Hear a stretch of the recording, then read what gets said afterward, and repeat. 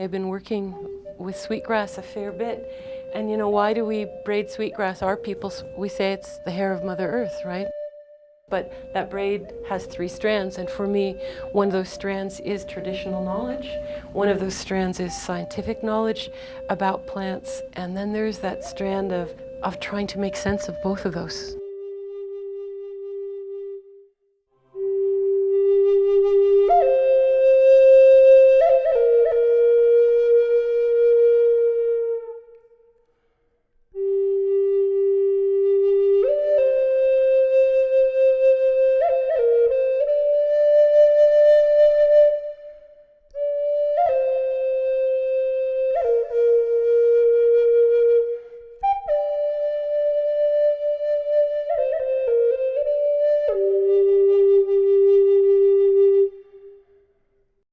It said that in the time of the 7th fire, all of Earth's people, the native people and the Zaganash together, will stand at a crossroads. And that path divides, and one of those paths is soft and green and all dewy as I imagine it. You'd want to walk barefoot there. And the other path is burnt to a crisp. It's all cinders and it would cut your feet. And we're told that in the time of the 7th fire, when all of Earth's people stand at that crossroads, as we know we are right now, we live in that time, that the work of the people of the 7th fire is not to go forward, but it's to turn around and walk back along our ancestors' path and pick up all of those fragments that were left behind for us. The fragments of land and stories and songs and prayers and one another and our relationships to our more than human relatives, the plants and the animals. And that when we have done that, then we can walk forward. Then we can make the choice to walk on that barefoot path. The teachings of sweetgrass is, again, the teaching of reciprocity, that those plants were sustaining the people and the people were necessary to sustain the plants. That if we're going to do restoration, we have not only to restore the land and the plants, but we have to restore our relationship. You can't restore sweetgrass without restoring sweetgrass pickers at the same time. I manage the largest concentration of fire scientists in the world. There's 65 of us at the fire lab.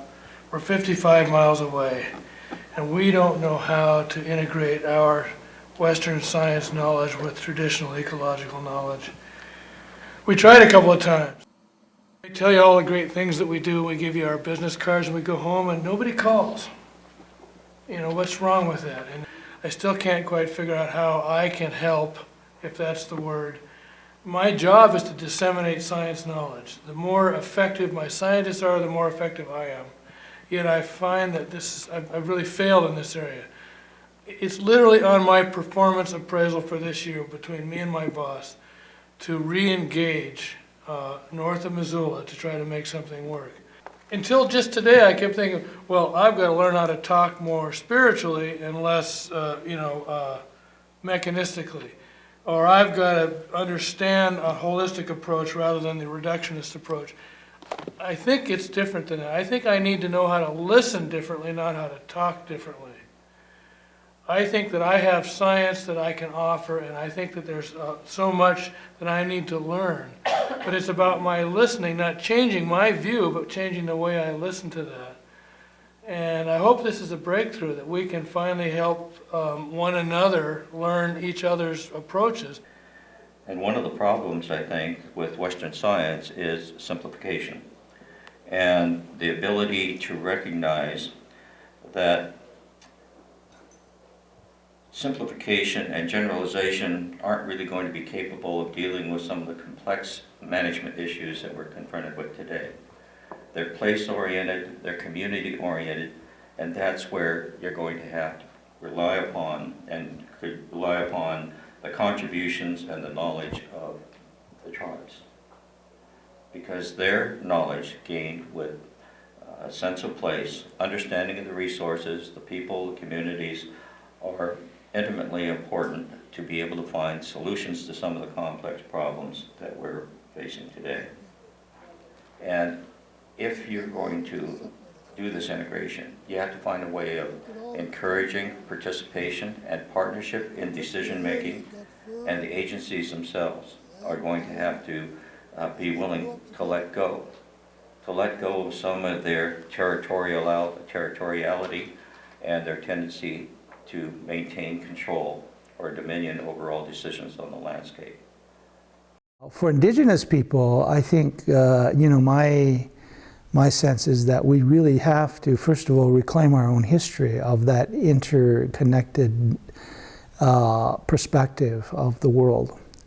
But at the same time, not neglect bringing and learning how to use the tool of science itself, but bringing it into that relational world in a way that makes sense and has meaning for us.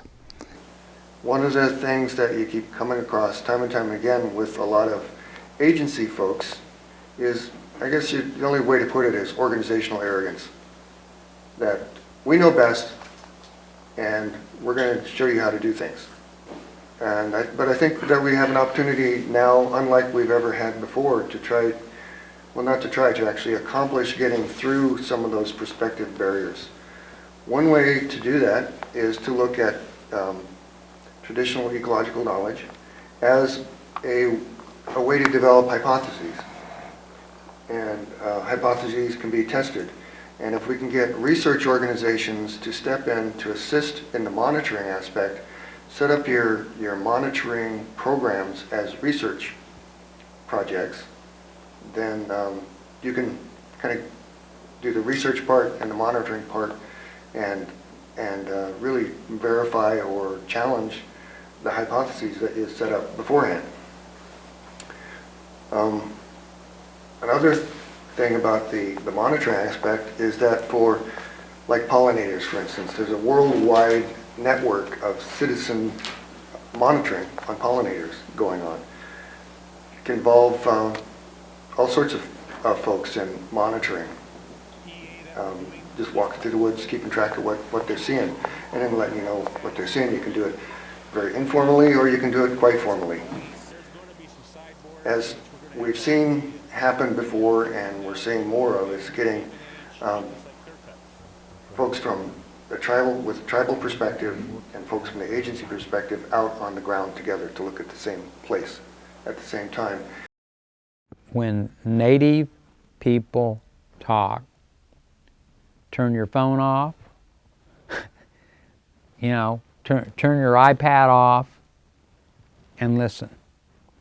And I think what you might gain is some real sense of,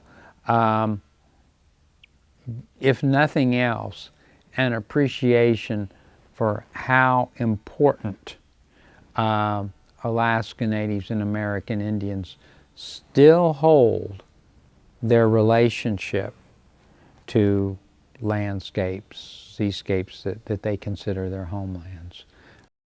The danger when you go out on projects is to make sure you're talking about what the area you're looking at and the values and that you're looking at, and not talk about somewhere else. And once we learned that lesson and went out with our same trips, like with elders, you got to make sure you follow up, because it's easy to go out and talk about beforehand what you want it to look like afterwards, but you don't gain the credibility until you go back out and say, now, did this turn out the way you would like it to look? Are the values we want, are the resource concerns there or not? The elders knew almost to the day, once you had a field of bear grass starting to bloom, you knew that the huckleberry, for the huckleberry feast, which we hold in August, how close that was going to be. The timing was near pinpoint. The bear grass is up at the 5,000 foot level as an example. We could expect 17, 18 days post-bloom that we're going to be up here gathering for the feast. And it was near pinpoint accuracy. So it was amazing. It really was. Once you start getting people out on the ground together and doing mutual training programs of mutual value, where we have agency people going out with tribal people going out with agency people, like Everett was talking about, once we get the education going both ways. It seems that that could help us to overcome some of the obstacles to becoming learning partners. Internship programs that go both ways. The folks in northern Canada, in some respects, are way ahead of the U.S. in these discussions. In fact, in the Northern Territories, it's a law right now that if you prepare an environmental impact statement, traditional ecological knowledge has to be considered on an equal basis with scientific ecological knowledge. And risk assessments, cost-benefit analysis have to be done under the auspices of elder oversight.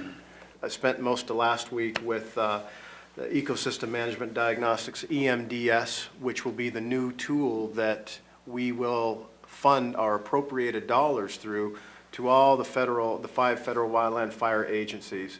Extremely complicated, heavy base towards the science. And I was just thinking, as you were saying that, Colin, there has to be a way that we'd be able to mirror, or at least vet, filter some of this TEK into some of those processes. We will always see the mountains, the streams, the prairies. We will always see that as something sacred, something that we were born into and become one with. The wildlife and the mountains, everything. We have become one with them. I grew up that way. What can we do to help you people here today? What can we say that will encourage you to do something to protect what little bit of great country we have left? We're managing everything. We even got people managing this room. We got people managing this table. We have managers for every aspect of our lives. We go down a highway, we're managed. Every few miles you see a sign that says 35 miles an hour, 70 miles an hour, 45 miles an hour. And if you don't comply with that, you're in trouble. So managing. Where do we draw a line and say, let's let Mother Earth take care of herself? Let's learn from Mother Earth. Let's learn from Father Sky. And let's learn from all the environment in between. That is why that we have a culture committee. We sit at our table and we make decisions. We not only make decisions for ourselves as elders, but we're looking back down the road, we're looking up ahead down the road, and we're looking, what are we going to do with this land so we can pass it on to the generations yet coming and they can enjoy what they see. That is the decisions that we make at our table. Our forestry comes down there, law and order comes, and all the different departments who are tribal government. They come to get input from the elders. They don't always listen to us. Sometimes they change their mind between the elders' table and back to their offices. But nevertheless, they got that information. We're caretakers. The earth does not belong to us. We belong to the earth. So we need to learn how to take care of her. But there is a cultural challenge that's very different in the Forest Service from tribal lands. We listen to elders who've been on the land their whole life, and their resource managers grew up here, and they're learning from their elders. But on the Forest Service, the real challenge, and it says, to get ahead, you got to move. And I hear this over and over again, is you build this relationship, and that person's successful, well, they're going to move up. You can't blame people for wanting to move up. You want them to be successful, but boy, that's hard to keep rebuilding and rebuilding relationships. Even though I've been in Indian country 33 years, and I've learned some. I know there's a lot to learn. They made the comment, there's things we can share and things we can't share. And from somebody who come out from outside the native culture is, well, how am I going to understand what you're talking about and respect it if you can't share it with me? And it's that, you know, it's kind of like, is there a secret that, you know, and I understand the culture and the spiritual aspects of it. So it's, I think from the non-Indian community, it's saying, well, they want me to understand, but they won't share. So I mean, there's going to be that challenge or perspective. I think we're going to see as we try to form partnerships. How do you bridge would be the better word. You know, those two very different worlds of Western science and native traditional environmental knowledge, ecological knowledge. And so it's in some ways, how do you mix oil and water? Because those worldviews are very different. You know, they serve their purpose for the cultures, and they influence the cultures that they are a part of in some very distinct ways. Sometimes I think we as Indian people are afraid to share because you won't get it. You won't get our way of thinking because our way of thinking is so much different from your way of thinking. And I know you want to get involved with our way of thinking, but I don't know if I can get it across to you so that you will understand what we are talking about. An elder will say, always look at these bushes when the blossoms are a certain color. Of course, you have to memorize that and remember it. But you're out there with the elder, and you've had a hands-on experience. The way science and math are taught today, you're put in this little room, and then you're expected to memorize all these things. Nothing that you learn relates to the world you live in. So it's highly abstract, and I think it takes a while for people from outside that society to kind of adjust to that. The star knowledge of Indian people is incredible. Our roadmap of time, distance, mathematics, stories, cosmology emanate from the stars. And listening to traditional people talk about our own star knowledge without having one astronomy course on their transcript doesn't mean they don't know anything. But the roadblock of Western science, of course, is the mathematics. And so it's not ability, it's attitude. And our people are smart enough to do it. In fact, our mathematical formulations were advanced. Navajo women who do rugs, they have not had one math course or logic course, and every one of those rugs come out perfect. They have a higher order of logic. Math is a course that teaches another language. It teaches logic. It's less culturally biased than some of the other disciplines that are more judgmental or more subjective. At Oregon State University, what we ended up doing, we developed a 300-level course, and part of it was a number of us served on the president's staffing for increasing cultural awareness, cultural diversity. So one of the courses, and it turned into a baccalaureate course that still is in play, is called Ecosystem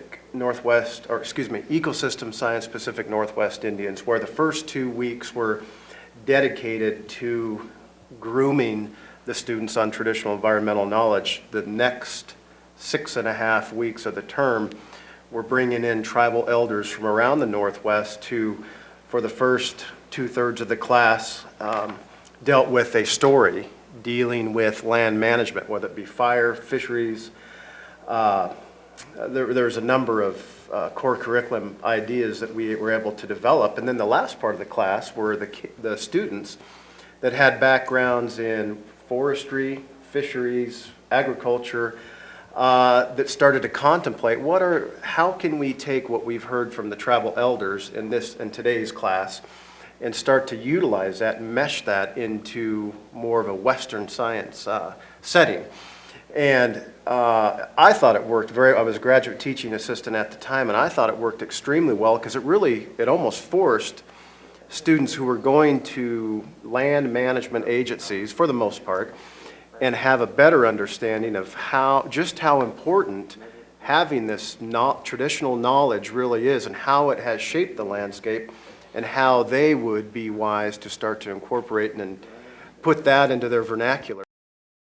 Diversity in cultures, diversity in knowledge, diversity in experience are all going to be necessary ingredients for us to be able to meet the challenges ahead. Key messages: I think it's important for us to leave our preconceptions and prejudices, the legacies, I guess, in Larry's terminology, at the door when we enter into these forums, and enter into these discussions with an open mind and an open heart. We've got lots to learn from each other, lots to teach each other, and I think it's important that we respect that, understand it from the beginning, and not prejudge or limit our thinking in any particular way. Eventually, you're going to be able to braid these things together. You have essentially separate strands. If you braid them together, you can create something much stronger. Look at all this timber around here. This particular area got fir and pine, and they grow up together, and they get along pretty well. In my backyard up at Dog Lake, I got a trunk of a tree about that big. The north side of the trunk is pine, and the south side of the trunk is fir, and they're coming up together like that. And I think that's a good example of how people should be.